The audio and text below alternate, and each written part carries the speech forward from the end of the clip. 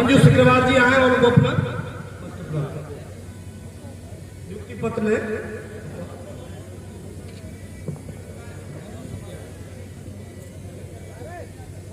सभी साथी एक एक करके ऐसे आते जाए और नियुक्ति पत्र ले।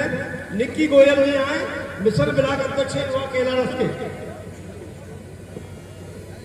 मिशन ब्लॉक अध्यक्ष जाते हैं तो 400 450 किलोमीटर दूर है। कितनी बार जाता है अगर कोई राजधानी जाए? साल में एक बार। किसान हो सकता है वो भी नहीं जाता। उत्तर प्रदेश के जिले लें तो लखनऊ वो भी दूरी है। आप राजस्थान के जिले लो, भरतपुर धौलपुर, तो वो भी जयपुर दूरी है। तो ये जो भाग है भूभाग भारतवर्ष का, ये बहुत ही पिछड़ा और अति पिछड़ा मानेंगे। यहाँ कोई समाज नहीं है, इस विषय पे कोई जाति नहीं है, इस विषय पे कोई दल नहीं है। इस विषय पे सिर्फ एक ही है इस मंच के माध्यम से कि हमें नया चंबल प्रदेश भारत से चाहिए, भारत की सरकार से चाहिए। उन सभी तीनों राज्यों के मुख्यमंत्री से निवेदन करूंगा कि हमें विकसित करो। आज तक हम लोकतंत्र के माध्यम से आपको रात दिन वोट देते रहे, लेकिन हमारे गांव में, हमारे जिलों में हम लोगों को क्या मिला? सिवाय बेरोजगारी के, सिवाय बेरोजगारी के हमें कुछ नहीं मिला। आज हम बहुत पिछड़े हुए हैं। हमारी सरकारें हम पे हंसती हैं, चंबल को बोलती हैं डाकू का क्षेत्र। बताइए आप, हम डाकू हैं?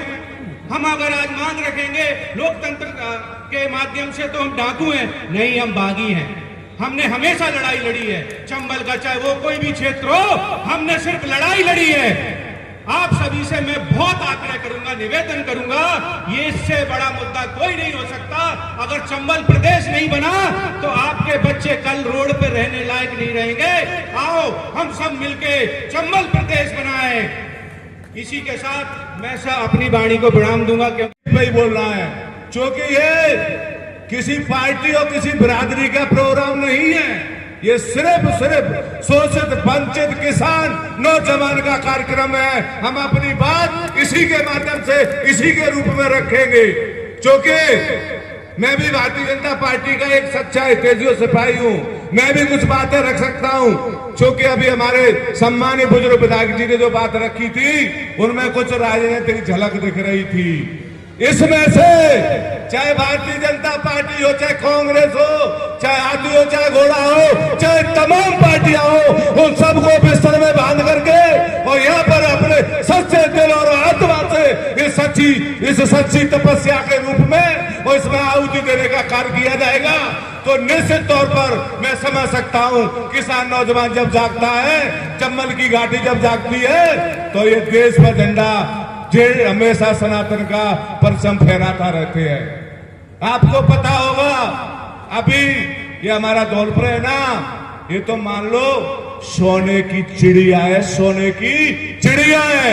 क्योंकि धौलपुर ने तो तमाम मुख्यमंत्री दिए हैं। आपको पता ही होगा, आपकी बेटी, आपके ग्वालियर की बेटी वसुंधरा राजे जी थी, वो धौलपुर की हमारी मुख्यमंत्री रही है। इससे पहले हमारे भैरव सिंह जी शेखावत थे, वो भी धौलपुर से चुनाव लड़ करके मुख्यमंत्री बने थे। और एक बार जगन्नाथ पहाड़िया जी भी थे, वो भी धौलपुर से चुनाव लड़ा था, वो भी धौलपुर के राजस्थान के मुख्यमंत्री रहे। तो ये धौलपुर की जो धौलपुर है ना, वो सोने की चिड़िया है। मैं कह सकता हूँ कि अभी 2 दिन पहले मुख्यमंत्री जी आए थे राजस्थान के, धौलपुर में आए थे, तो उनको पता है किसान संगठन, किसान नौजवान एक मंच चंबल में कार्य कर रहा है। तो उन्होंने क्या यहाँ पर इस किसान नौजवान मंच से प्रभावित होकर के क्या घोषणा की, आपको पता है कि हमारे राजस्थान की इतनी बेटियां बहुआ हैं, वो सारा का सारा मध्य प्रदेश और उत्तर प्रदेश में सरकारी अस्पताल में उनको फ्री इलाज दिया जाएगा। तो मैं कह सकता हूँ कि इसकी जो सोच है किसान नौजवान की जो सोच है, जिससे प्रभावित होकर के निश्चित तौर पर मैं कह सकता हूं कि बड़े प्रदेशों को तोड़ करके छोटे प्रदेशों की नींव रखी जा रही है और इनकी पूरी प्लानिंग चल रही है। जो परिसीमन का समय अब परिसीमन चल रहा है हमारे राजस्थान में, तो अभी पंचायतों का परिसीमन भी हुआ है। और निश्चित तौर पर विधानसभा लोकसभा का ही प्रश्न होगा। मैं कह सकता हूं कि विधानसभा में इतनी जगह नहीं है कि जब प्रश्न होगा तो 4 विधायक एक विधानसभा में बैठ जाए। तो निश्चित तौर पर कह सकता हूं ये आपकी जो मांग है, मैं कह सकता हूं कि भगवान ने चाही और गिरिराज महाराज की कृपा हो गई तो बहुत त्वरित समय में पूरी होने वाली है। क्योंकि एनसीआर के बाद में यदि कोई जगह मिलती है तो वो धौलपुर, मुरैना, भिंड, ग्वालियर वो जगह है जहां पर इंडस्ट्री कॉरिडोर बनाया जा सकता है, जो माननीय बड़ो साहब ने सारी चीजें बता दी है, जहां पर गौ अभ्यारण्य बनाया जा सकता है। आज हमारा किसान नौजवान कल का युवा 21 साल का 25 साल का खेतों में खड़ियारों पर आसानी रात पानी देता है, मवेशियों की रखवाली करता है, तो क्या करता है? अपने जीवन यापन के लिए, फसल पैदा करने के लिए करता है। तो मैं निवेदन करना चाहूंगा, यदि ये आग अब मुरैना से उठ रही है तो धौलपुर इसको इतनी बड़ी पेट्रोल डाल करके फूंक देगा कि दिल्ली तक मोदी जी को ये घोषणा कहीं नहीं होगी। एक अलग से प्रदेश बनाना होगा और 21 जिलों का एक प्रदेश बनता है तो निश्चित तौर पर हमारा किसान, नौजवान, वंचित, शोषित और पूरा क्षेत्र हमारा विकास के रूप में जाना जाएगा।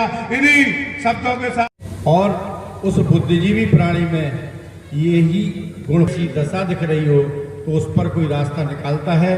ऐसे हमारे युवा साथी अपने रविंद्र सिंह तोमर ने जो आज इस संगठन के माध्यम से चंबल प्रदेश की मांग की है और इस देश और समाज की सेवा के लिए जो विकल्प चुना है, मैं उसके लिए उनका आभारी हूं और सभी लोगों से कहता हूं ताली बजाकर इस मामले में उनका स्वागत किया जाए। ये नौजवान मंच इन्होंने बनाया है। मैं ये कहता हूं चंबल की दशा को देख करके अगर गिना जाएगा तो चंबल के किनारे के जितने भी जिले हैं वास्तव में उनकी दुर्दशा बहुत बुरी है। चाहे कोई भी नेता रहा हो, चाहे किसी की सरकार रही हो, ये बात अलग है कि सबने समर्थन देने में कोई कसर नहीं रही। हमारे नौजवानों में समर्पण में कोई कसर नहीं रखी, लेकिन उनके प्रति देखने की स्थिति किसी की नहीं बनी। आज भी हम जहां थे वहीं खड़े हैं और अगर आवाज उठाई है तो हम सब चाहते हैं कि एक साथ एक सुर में इनका समर्थन करें। बाकी मैं यही भी इनसे कहना चाहूंगा कि समाज में कई तरह की विघटन की नीतियां भी हैं, कुरीतियां भी हैं। आप उनके लिए भी अपना कदम बढ़ाएं और समाज में एक ऐसा अपना स्वरूप भी प्रकट करें जिससे लोगों को लगे कि ये केवल राजनीति नहीं, हमारे अंदर की पीड़ा को भी दूर करना चाहते हैं। समाज भी करता है, सभी समाजों में ये होती है। जहां कुरीतियां खत्म हो जाएंगी, हम कुछ ऐसे विषयों में फंसे हुए हैं, उससे हम समाज को उबार लेंगे तो जरूर हमें एक स्वस्थ समाज के निर्माण की आस अपनी ओर बढ़ जाएंगे और हम कोशिश ये करेंगे तो अच्छा रहेगा। दूसरी बात मैं ये भी कहूँगा कि नौजवान मंच बनाया है तो जब बाल ठाकरे बंबई में शिवसेना बना करके पूरे महाराष्ट्र की रक्षा कर सकता है तो आप भी एक चंबल की सेना बनाएं और इस पूरे प्रदेश को रक्षा का भार उस पर सौंपें। भ्रष्टाचारियों से बचाने के लिए चंबल को एक चंबल सेना की जरूरत है। हमारा इतना ही सुझाव है। आप समाज और देश में सफलता की ओर बढ़ें। धन्यवाद। जय हिंद। हमारा प्रदेश चंबल के नाम से अलग बनना चाहिए। हमारे यहाँ उद्योग धंधे लगने चाहिए, गौ अभ्यारण्य आना चाहिए। और प्रजातंत्र की राजनीति में दो ही चीजें हैं दोस्तों, चर्चा और खर्चा। दो ही चीजें हैं। खर्चा हो रहा है तो चर्चा चालू करो, काम हो जाएगा। कठिन काम तो आपने किया चंबल के लोगों ने। अगर आज राजस्थान की रक्त रंजित माटी पे सनातन की बात पूरी दुनिया में जो डंका बज रहा है, मैं इस मंच से दावे से कह रहा हूं कि चंबल से हजारों की तादाद में लोग जाकर के हल्दी घाटी में राणा प्रताप के साथ लड़ते थे और इस रक्त रंजित माटी में उसी समय से चंबल की धरती पे बाकी जीवन जीना शुरू किया है, विदेशी आक्रांताओं से लड़ते लड़ते सनातन को बचाने के लिए। तो क्या आपको न्याय नहीं मिलना चाहिए? क्या आपके नौजवानों को रोजगार नहीं मिलना चाहिए? मिलना चाहिए। मैं अगले वक्ता के रूप में हमारे बीच में कि आप सब्जेक्ट पे बोलो। सब्जेक्ट तो रोटी कपड़ा और मकान के बाहर जाने वाला ही नहीं है।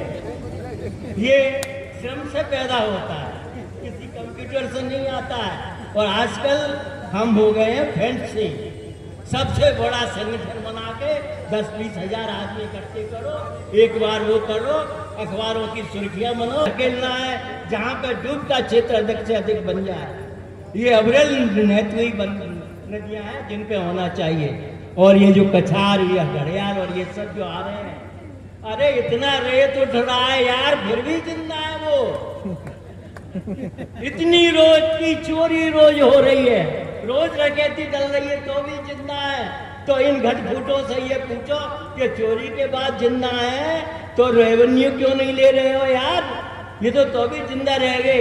एक नंबर पे निकलवाओ, कहां से रेत निकलवाना है? ये थानेदार भी बन रहा है, एसडीओपी भी पनप रहा है, कलेक्टर भी पनप रहा है। 100 दिन में एक ट्रक पकड़ लिया, क्या कहते हैं उसको, कितने, ये सब अखबार वाले उस एक ट्रक को बता देंगे। वो 100 ट्रक रोज चोरी हो रहे हैं, वो कौन से? अरे ट्रैक्टर में मारो गोली धड़ाक से। अरे तुम ही आ जाओ ना यार, मेरी जगह बोलो, कौन मना कर रहा है? तो मैं जो आप कह रहे हैं उसी पे बात कर रहा हूं। जो ट्रैक्टर का जो ये कह रहे थे रेत का हाल क्या हो रहा है, वही बात कह रहा हूं आपसे। तो मैं इसी पे बात कर रहा हूं। खाते का विकसन लूटा। और हमारा कृषि मंत्री, उस समय का कृषि मंत्री, आज का कृषि मंत्री, ये कहने की हिम्मत नहीं कर पा रहा है कि शुगर मिल को सबसे पहले चालू करो।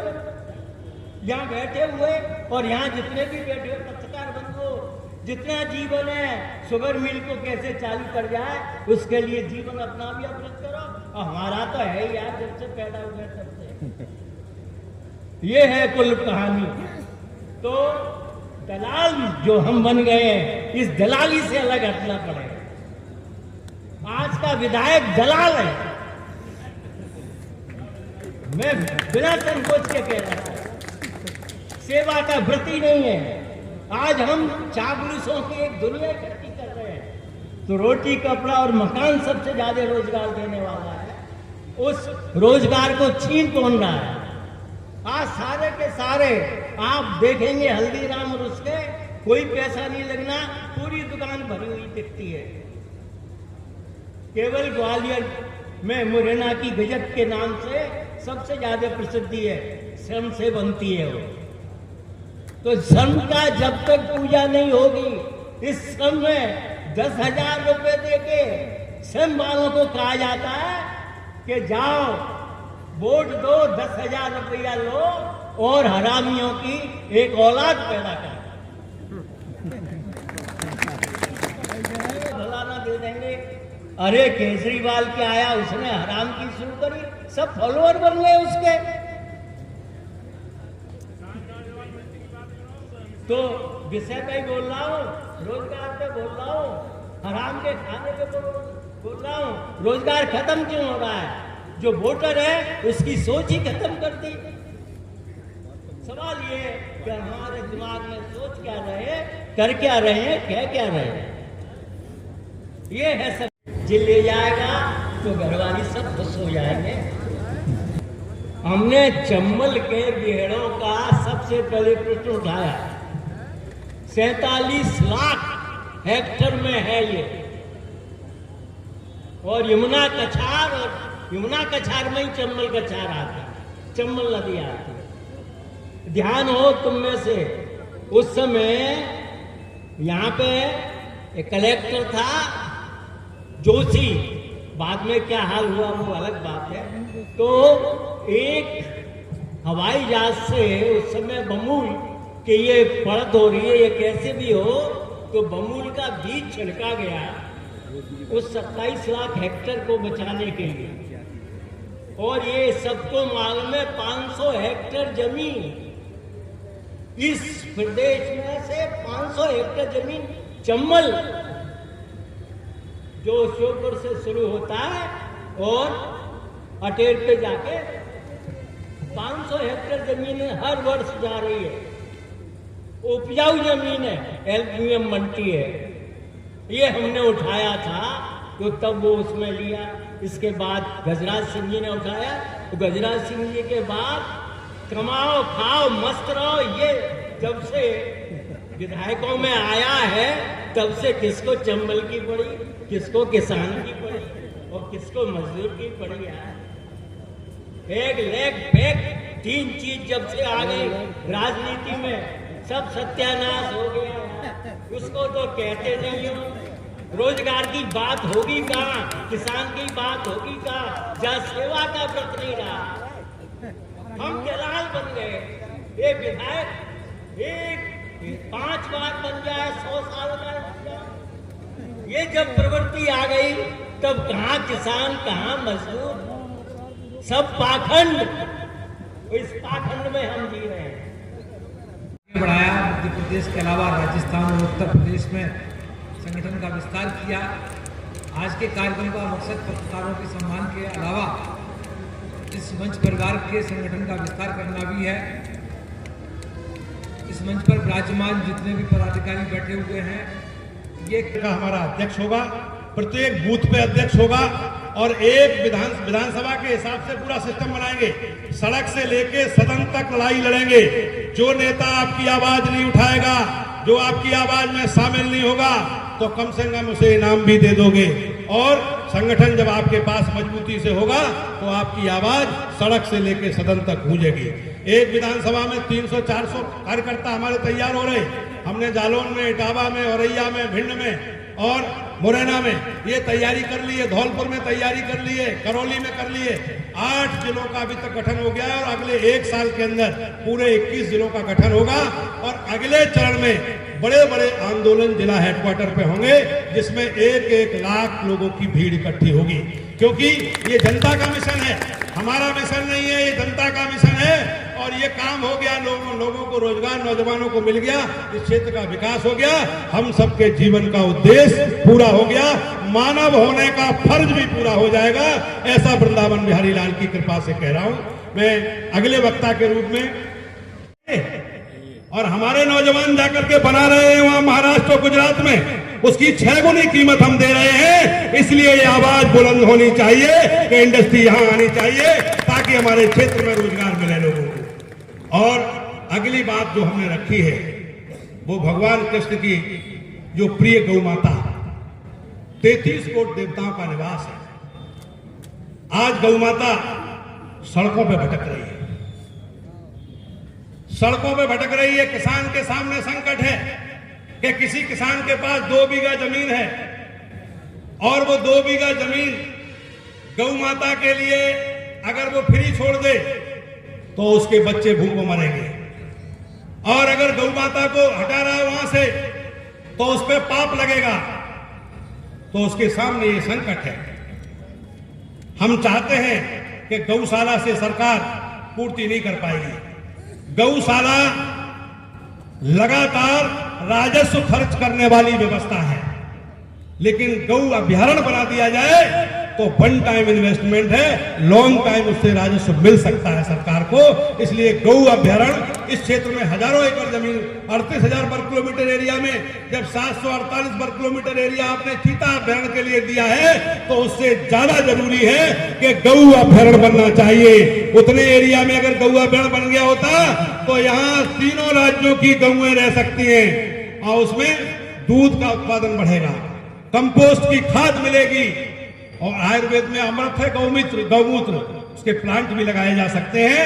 तो मैं समझता हूं कि ये बहुत स्वावलंबी व्यवस्था हो सकती है और गौ माता का आशीर्वाद भी चंबल के लोगों को मिलेगा। ऐसा विचार रख करके मैं आगे बढ़ना चाहता हूं। और अगली मांग जो रखी, घड़ियाल दूध दे रहे, घड़ियाल ही वोट देंगे। तो इसलिए मैं दूसरी बात कहने जा रहा था कि हमारे यहां सैकड़ों नदियां हैं, सैकड़ों नदियां हैं और अनुपयोगी जमीन पड़ी हुई है। भारत सरकार इंडस्ट्री लगा रही है, दिल्ली में, मुंबई में, कलकत्ता में, पूना में, हैदराबाद में, सूरत में, बड़ौदा में, अंकलेश्वर में। लेकिन अच्छी उपयोगी जमीन पे लगा रहे हैं। अगर उपयोगी जमीन पे इंडस्ट्री लगेगी तो कृषि का रकबा कम होगा, और कृषि का रकबा जब कम होगा तो फिर गल्ला कहां से आएगा? आबादी बढ़ रही देश की, इसलिए हम चाहते हैं कि हमारे क्षेत्र का भी विकास होगा। और एनजीटी की रिपोर्ट भी है कि दिल्ली एनसीआर से 250 किलोमीटर के बाद इंडस्ट्री आनी चाहिए। वो इलाका धौलपुर भरतपुर से शुरू होता है। तो हमारे यहाँ चंबल, आसन, क्वारी, सिंध, पहुज, कूनो और तमाम नदियां, बेतवा, काली, खारी, उटंगन, ऐसी सैकड़ों नदियां हैं, पांडो, ऐसी नदियां हैं, उनके जो अनुपयोगी जमीन पड़ी हुई है वहां उद्योग धंधे लगा दिए जाएं। तो जो हमारे नौजवान दिल्ली, मुंबई, कलकत्ता, पूना, हैदराबाद, सूरत, बड़ौदा, अंकलेश्वर, अहमदाबाद जाकर के छोटी छोटी नौकरियां करते हैं, वो यही रोजगार भी पाएंगे, माता पिता की सेवा भी करेंगे और हमारे क्षेत्र का विकास भी होगा। विचार कर लो, ये एलईडी लाइट लगी हुई है सामने, ये माइक है जिससे हम बोल रहे। हमारे पत्रकार साथियों के हाथ में कलम है। हमारे पत्रकार साथी और सभी साथी बैठे जूता पहने, कपड़ा पहने हुए, ये को साथ दंडवत करता हुआ प्रणाम करता हूँ। सभागार में जाऊँ सभी बंदकारी धरती, जब अंग्रेजी मध्य प्रदेश की मुरैना की पावन धरती ने भारत के इतिहास को बदला, भारत की तस्वीर को बदला। कब बदला? जब मुगलिया संकट सनातन धर्म पे अत्याचार करने के लिए एक सेना की टुकड़ी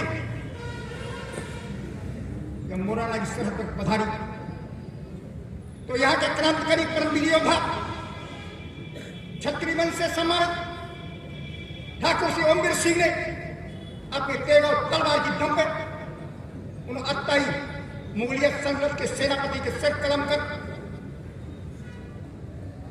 और उनकी बेटी से यहाँ के युवराज की शादी रचाई थी।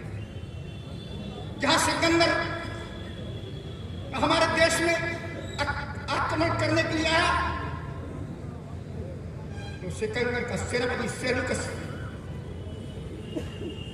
का एक क्षत्रिय के बेटा ने सर कलम कर और उसकी बेटी से हेलन से शादी रचाई थी। यह इतिहास इस मुरैना की पावन धरती का है।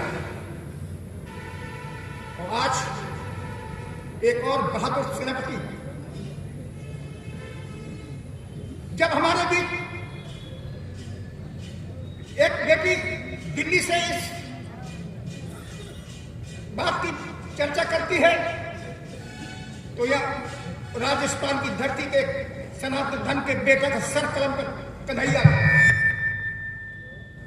अगर ये काम आज हमारे कोई सनातन धर्म का एक आदमी करता, तो पाकिस्तान से लेकर ढाका तक जल उठता। आज बांग्लादेश की सीमा जल रही है, इसकी चिंता भारत को होती है और हमेशा भारत ने की है। गंगावती की भी स्तुति की, यमुना जी की भी स्तुति की, जो भगवान कृष्ण की पटरानी के रूप में जानी जाती हैं। और मैं तो हमेशा यही कहता हूं कि युग युग से कल कल बहता गंगा यमुना का पानी, युग युग से कल कल बहता गंगा यमुना का पानी। और ये धर्म की धरती है। तो रसखान जी ने तो अपनी कविता में लिखा है, मानुष हो तो वही रसखान, मानुष हो तो वही रसखान, बसों ब्रज गोकुल गांव के ग्वारन, और जो पशु हो तो कहा वसु मेरो, चरी हो नित नंद की धेनु मझारन, जो खग हो तो बसेरा करो, मिल कालिंद कूल कदम्ब की डारन, पाहन हो तो वही गिर के कर धरयो छत्र पुरंदर कारण, मानुष हो तो वही रसखान, बसों ब्रज गोकुल गांव के ग्वारन। तो गोकुल ये ब्रज में बस करके हम सबका जीवन धन्य हो गया। आज इस मौके पर हमारे मंचासीन अतिथिगण और उससे पहले जिनके लिए कार्यक्रम रखा गया है, हमारे पत्रकार साथी, सभी उपस्थित पूरे जिले के पत्रकार साथी हमारे बीच में बैठे हैं। मैं सामूहिक रूप से सबसे पहले उनके आगमन पर मैं यहाँ उनका स्वागत करता हूँ, अभिनंदन करता हूँ।